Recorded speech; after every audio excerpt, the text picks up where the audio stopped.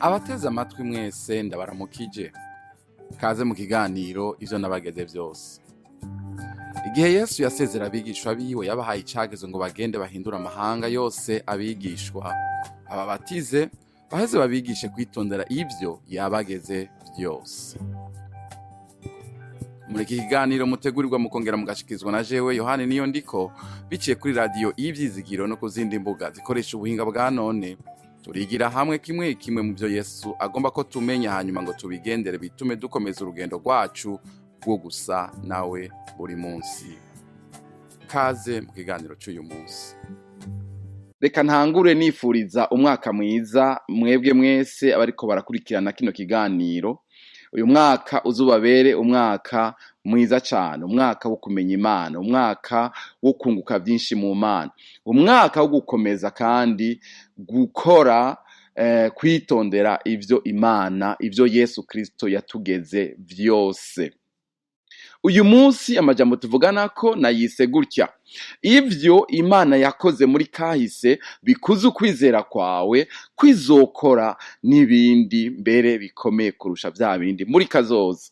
Sinkekeranya yuko abantu twese y'umwaka utanguye tufata ibihe byo gushimira Imana, ibihe abantu bakorana, inshuti n'abagenzi mu mashengero cyane cyane, akaba ibihe byo gushimira Imana, ingene Imana yatuzigamye, yabanye natwe, yaturinze, yadukoreye ibitangaza, ingene yadukirije abacu bagwaye canke yadukirije twebwe ubwacu ingwara. Hanyuma tukagira kandi n'ibihe vyo kugira ivyo dushize imbere y'Imana, tuyisaba ngo izobane natwe, izodukorera ibitangaza, izotwishura amasengesho n'ibindi nk'ivyo.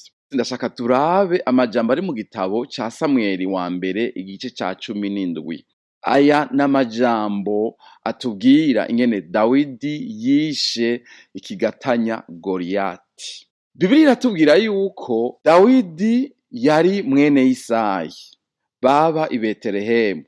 Yari umwana umwe mu bana benshi. Hanyuma hagera igihe Abisirayeli bari batwagwa n'umwami Sawuli ngo ingabo ziwe zihangana n'ingabo z'Abafilisitiya. Hama ngo bamara iminsi 40 bahanganye. Ingabo z'Abafilisitiya rero ngo zari zifise ngo umugabo umwe ikigatanya citwa Goliyati. Goliyati ngo ari umuntu adasanzwe, ari umuntu akomeye, ari umuntu muremure w'inkomezi kabisa, vyibushe, afise ubumenyi bukomeye cyane mu vy'urugamba, yagwanye cyane ngo kuva kiri muto yari afise experience mu ntambara. Goliyati rero ngo akengera Abisirayeli, akengera ubwoko bw'Imana, ngo akama buri munsi ngo asokoroka, ngo agatuka Abisirayeli, akabagaya. Ibi byaba bivuze ngo yabagaye Imana yabo. Hanyuma umunsi urizina, kuko bakuru ba Dawidi bari bagiye ku rugamba, bari muri izo ngabo z'Abisirayeli, papa wabo abwira Dawidi, agahungu k'agahererezi kasigara muhira kaba mu misozi karagiye intama zase, ati mwananje ingugende uje kuraba bakuru bawe uko bameze. Aramutekerera impamba ivyatwara abashira. Dawidi kugerayo asanga ibintu bimeze ukutariko kabisa. Arabiraba, aravyitegereza, aravyumviriza, ishavu ritakatifu riramurya. Rimuriye aravuga ati ibi mbona nibiki?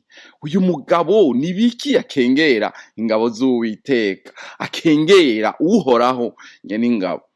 Baramubwira bati nuko biri, nuko bimeze. Romana yamavuga ati nihagire tora umuntu umwe aze tugwane, hanyuma nantsinda turababaja banyu, ninda mutsinda, ninda mwica murababaja bacu. Dawidi yumva biramwansi, atangura kubaza ati umuntu yokwica ujya mugabo vyogenda gute? Baramubwira bati umwami yavuze uku nuku. Bakuru ba Dawidi bamwumvise bati wagahungu wewe turakuzi, wewe urikura turazi ingene wibona, uriko urakora iki ngaha? Ivyo uriko urabaza nibiki? Honyene twadutama twa data wadusigaranye nde? Dawidi ati none ngize iki? none sinkabaze no kubaza ngo aca ahindukira nyabona abaza abandi bamubwira kwa kundi nyene Dawidi afata imigabo.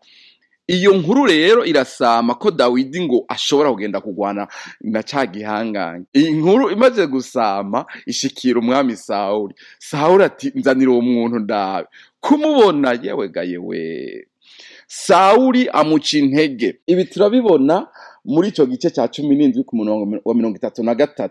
Sawuli ngo aca yishura Dawidi ati ntiwoshobora kuja kugwanya uwo Mufilisitiya kuko ukiri umwana, ariko we yamenyereye kugwana uhereye mu buto bwiwe. Sawuli aca intege Dawidi aramubwira atoya mwana, uracari muto, ntabwo woshobora kuja kugwana n'uriya Mufilisitiya.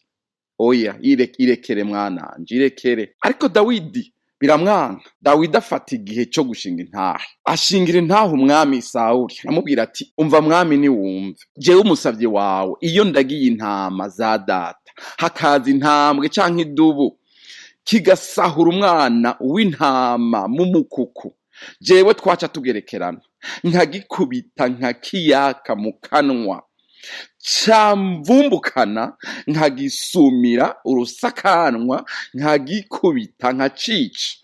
None umusavyi wawe ko namaze kwica intambwe n'idubu, n'uwo Mufilisitiya w'intakebwa azopfa nka kimwe muri vyo. Murumva gushinga intahe kwa Dawidi. Ashinga intahe ati kuko yacokoye ingabo z'Imana nzima, azopfa nzomwica, ndamwica nkuko ivyo bikoko navyishe. Dawidi ashingira intahe umwami ngo kandi ngo atakwa aravuga atuhoraho yagiye andokora mu nzara z'intambwe no mu zidubu, arandokora mu maboko y'uwo Mufilisitiya. Uku gushinga intahe kwa Dawidi cabaye ikintu gikomeye cyane. Ugushinga intahe kukuzana kuraba inyuma, ugasubiza amaso inyuma, uravye ukabonayo ikintu kidasanzwe. Dawidi yararavye abonayo ubwizigirwa bw'Imana, abonayo ubwizigirwa bw'uhoraho Imana yama imurokora iminsi yose. Ntiyakunda ko hari igikoko co mutwara intama n'umunsi warimwe. Oya, Imana yaramurokora buri gihe. Aca akoresha uko gushinga intahe, araraba inyuma arabona ati Imana n'umwizigirwa, Imana ntiyantaye, Imana ntiyandetse, Imana yankoreye ibikomeye, Imana yaminkoreye ibikomeye iminsi yose. Aca ahagarara kuri ubwizigirwa bw'Imana, araba imbere, araba uriya Mufilisitiya, aravuga ati urya Mufilisitiya niki imbere y'iyi Mana yama intabara iminsi yose? Urya Mufilisitiya acokora ubwoko bw'Imana ninde imbere y'Imana? Ko Imana ndayizi ikomeye, ko Imana ndayizi itabara, ko Imana ndayizi ikiza, ko Imana ndayizi itanga inkomezi, nkashobora kwica intambwe, nkashobora kwica idubu nkayitabura. Urya Mufilisitiya niki? Dawidi yizera Imana. Ukwizera ni ikintu gikomeye. Sinzi ko mubibona ngaha rero. Ukwizera kurazanwa n'iki? N'ubwizigirwa bw'Imana twabonye. Imana yadukoreye ibikomeye muri kahise, Imana yagukoreye ibikomeye mu mwaka uheze, Imana yagukoreye ibidasanzwe mu myaka yashize. Irya Mana nijya nyene, ntiyahindutse, burya bwizigirwa bwayo ntibuhinduka. Dawidi rero aca aravuga ati urya mugabo urya, ndeka jewe ngende. Sawuli araraba arataniko, aca aramurekura, aca amubwira amajambo ati nuko nugende urabane nawe. Yabanje kumwambika ibigwanishwa vyiwe. Dawidi aravuga ati nkurako, ntavyo namenyereye jewe, ntavyo namenyereye, reka ngende jewe ndagiye mu izina ry'Uhoraho. Dawidi aca aragenda, agiye ngo afata agafuko kiwe yabikamwe amabuye, ahitana umugozi wiwe w'imange, agenda kugwana na Goliyati atwaye iki? Imange n'utubuye n'inkoni yiwe. Goliyati amubonye, haraba gahungu keza kabisa, niko birivuga. Arakaraba aravuga ati mbega Mana yanje, uwo mwana niwe banza niye ngo tugwane. Ati ingo ndakubagira ibisiga. Dawidi ati wewe uje kungwanya witwaje ivyo bigwanisha mbona ufise ivyo, ati jewe nje mw'izina ry'Uhoraho Imana y'Abisirayeli iyo wacokoye, kandi ndaje ndakwereka. Ndabona Dawidi gahagurutse kirukanze kavumbutse karagenda, ko kari kabwiye umwami ngo igikoko kije ngo kikamvumbukira ngo ndaragisumira ngo nkagifata urusakanwa nkagitabura nkacaka umwagazi w'intama, umwagazi wanje. Imana ihabwa icubahiro. Dawidi acaravumbuka aragenda, avumbukira nde? Ca kigatanya kirekire kigeze hariya, cambaye inkinza ahantu hose, cambaye ibigwanishwa ahantu hose, kiri protege mu buryo budasanzwe. Dawidi agenda mu izina ry'Uhoraho, agenda agiye kugwanya ico kigatanya, afise inkoni n'imange, umugozi gusa ashiramo akabuye, kandi acaragenda yarafise ko hakwizera kumwe yahabwa nuko yabonye Imana mu bwizigirwa bwayo ko itabara. Reka ndakubwira uyu munsi Imana yagutabaye, uyu munsi iw'umwaka n'ubu nijya nyene izogutabara. Jana uko kwizera, ndasubiyemo uko navuze biri Imana yagukoreye nibikuze ukwizera kwawe. Dawidi nivyo yahagaze ko acaragenda atwaye utugwanishwa tutari twafeke aragenda. Haleluya. Bibiliya iratubwira neza yuko ngo Dawidi yafashe umugozi arawuzungurutsa no mu ruhanga rwa Chaki gatanya Goliyati. Ngico azabona kiguye hasi, kiguye cubamye, Dawidi agisimbira akafata inkota yaco nyene. Umva, Dawidi nta n'inkota yari afise, ariko ukwizera yari afise kwari guhagije. Aca afata inkota ya nyakigatanya nyene ya Goliyati amuca umutwe. Abafilisitiya bati karabaye ziranyazwe, bariruka. Abisirayeli nabo ngira ngo bagize ngo bararose, nabo bati birabaye, kagahungu karamwishe kabisa. Barahaguruka bagenda bakurikiye b'Abafilisitiya abansi babo, baragenda babica ngo umugenda, hanyuma baragaruka bafata iminyago mu mahema yabo, hama barizira. Intsinzi birabonetse. Imana nihabwa icubahiro.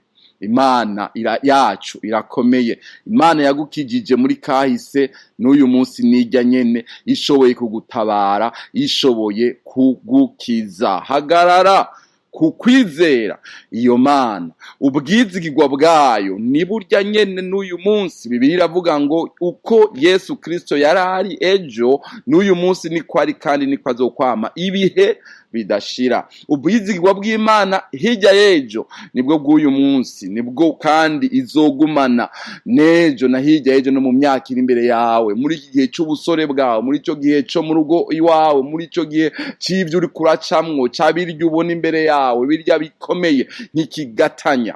Ndiko ndakubwira ngo hagarara, ntutinye. Iri jambo ngo ntutinye ribwirwa umuntu kugira ngo ntagire ubwoba. Ubwoba nabwo ni igihushane c'ukwizera. Imana iduhamagarira kuyizera, kuyizigira. Ni ukuvuga ibitubwiye iti woye kugira ubwoba. Ubwoba ni bubi. Ubwoba mu ntambara ni bubi cane. Ubwoba ku rugamba ni bubi cane. Bibiliya yatweretse yuko Dawidi nta bwoba yagize na gatoya, ariko hari gituma. Ni kubera iki utogira ubwoba? Ni kubera uba ufise ico uhagazeko. Dawidi yarahagaze kuki? Ubwizigirwa bw'Imana ya Isirayeli. Yari yarayibonye muri kahise kiwe. Reka rero ndakubwire ngo woye gutinya ivyo ubona imbere yawe, woye gutinya intambara ubona imbere yawe, woye gutinya mbere n'ibindi bizoza utarabona, kuko turacari mu ntambara. Yobu niwe yavuze ngo mbega umuntu akiri mw'isi ntiyama mu ntambara gusa. Turacari mu ntambara, hariho nibizoza utabona uyu munsi ariko biri imbere yawe biguhanamiye. Satani ariko arategura byinshi, akoresha abakozi biwe n'abadayimoni mwemu mu buryo butandukanye. Hari bizoca mu bantu bamwe mbere abuzi, abari bakwegereye, abo mukorana mu muryango, intambara zitandukanye zija ziza.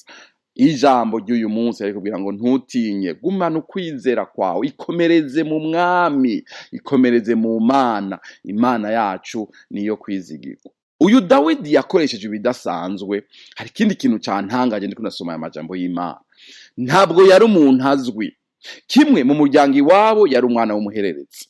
Ikindi naco, ubwo yaza akaganira na Sawuli ntiyigeze amenya ngo umuhungu ni wahehe. Kugeza iyo rero nguyo igihe yahagurutse akagenda, ngo nibwo Sawuli yaciye ahamagara umugabisha w'ingabo ziwe Abuneri, ngo akamubaza ati mbega se Abuneri, uwo muhungu ni mwene nde?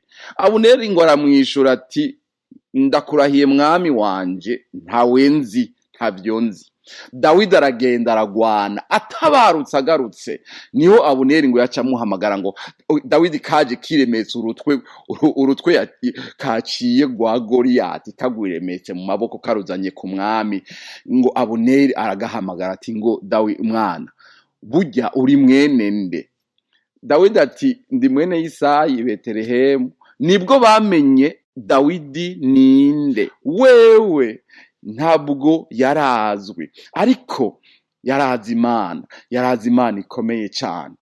Akenshi turagira ubwoba, tukabona ngo ko ntazwi, pasiteri ntanzi, ba mwarimu ntibanzi, bariya bakomeye ntibanzi, ibukuru sinzwi, ukamenga kumenyekana mu bantu nivyo bizotuma uba uhambaye. Ariko igituma umuntu aba uhambaye nuko abazwi n'Imana. Turondere kumenywa n'Imana kandi turondere kumenya Imana. Bibiliya muri Daniyeli iravuga ngo wabazi Imana yabo bazokomera, nibamara gukomera bazokora ivy'ubuhizi. Tugwanire kumenywa n'Imana no kumenya Imana cyane, kuko ukuyimenya kwa Dawidi niko kwatumye Dawidi agenda adashidikanya, adakekeranya yuko Imana iza kumukiza, kwaza kwica Goliyati. Tumenye Imana. Handi haravuga ngo enda nimuze tumenye Uhoraho, tugira umwete wo kumumenya. Bagenzi bene data, muri uyu mwaka wa 2022 ndakwingingira kurondera kumenya Imana, kurondera Imana buri munsi. Vyuko urondera Imana, wiriga urondera Imana, gorobeza urondera Imana, ryama urondera Imana. Uyironderera hehe? Tuyibonera hehe? Mu ijambo ryayo. Tuyibonera hehe? Mu masengesho, ku mavi niho tubonera Imana. Tumenye Imana, tumenywe n'Imana, ivyo birahagije. Kwatarazwi na Sawuli, kwatarazwi na Abuneri, abona natangaye ingene na Abuneri atamenye yuko kari ka petit frère ka babahungu bakuru ba Isayi. Vyanantangaje kugeza ubwo atabarukanye intsinzi, nibwo bagiye kubaza bati burya uri mwene nde? Imana idufashe cyane. Iri jambo rirakomeye. Urondere kumenywa n'Imana kandi urondere kumenya Imana, bizogufasha kunesha. Imana ishimwe cyane, Imana iduhezagire. N'aya majambo y'Imana ngo ivy'Imana yagukoreye muri kahise bitume ukwizera kwawe gukura. Kwizera kw'Imana yejo yahirya yejo nijya nyene ntiyahindutse, izogukorera nibidasanzwe muri uwo mwaka, nibikomeye mbere bisumba vya bindi. Aya majambo nayaravye nsanga na majambo akomeye. Uyahagaze ko harimwo ubuvugishwa, harimwo profesi, guhagarara ku masezerano, guhagarara ku kuntu Imana yagutabaye. Nasanze harimwo urugero rwa profesi rwo kuvugishwa guti kazoza ni keza, kuko Imana nayibonye ari nziza ikomeye muri kahise. Nabonye ubwizigwa bwayo, na kazoza ndabona inkomezi zayo, ndabona ugukomera kwayo, ndabona kudahangagwa kwayo kuzobana nanje. Imana idufashe kuja tuvugishwa muri ubu buryo. Iyo dushingiranira intahe tuba duhaye tuvugishwa, tuba duhaye dutera intege abatwumviriza, natwe ubwacu tuba duhaye twikomeza, kuko twiyibutsa ngo Imana niyo kwizigirwa. Imana idufashe cyane. Reka nsozerere kuri aya majambo ari mu murongo wa 37. Sawuli yabwiye Dawidi, yaciye amubwira ati nuko genda Uhoraho abane nawe. Mwene data uri kuranyumviriza, umwaka uri imbere yawe, imyaka iri imbere yawe, nuko genda uhoraho abane nawe, inyenkomezi ya Yakobo ibane nawe, inyenkomezi ya Dawidi iyamutabaye ibane nawe, iri kumwe nawe, iri kumwe natwe ibihe vyose, ntabwo izoduta, ntabwo izoduhemukira, twoye gutinya, woye gutinya, nuko genda uhoraho abane nawe. Amen.